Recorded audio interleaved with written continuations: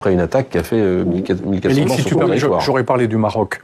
Je trouve que l'attitude du Maroc est très intéressante parce que c'est un des pays qui a le plus soutenu l'Ukraine.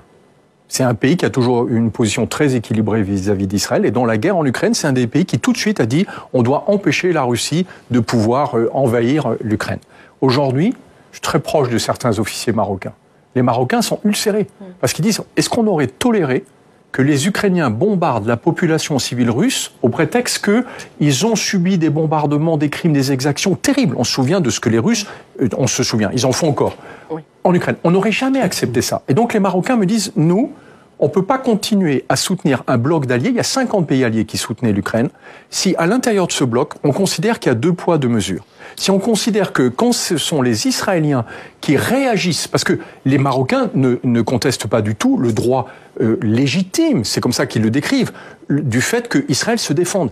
Mais se défendre, ça ne peut pas être d'aller provoquer des carnages dans la population civile à Gaza. Et en fait, ça serait quoi une défense légitime, pardon ? Ça serait quoi une défense légitime ? Pour moi, ce serait qu'ils pourchassent le Hamas en prenant leur temps et surtout en le séparant de la bande de Gaza. C'est-à-dire c'est des opérations ciblées façon Septembre Noir, enfin la chasse des auteurs de Septembre Noir. Je pensais plutôt que les Israéliens qui en général sont connus pour la pertinence de leur stratégie militaire, c'est vraiment pas le cas aujourd'hui.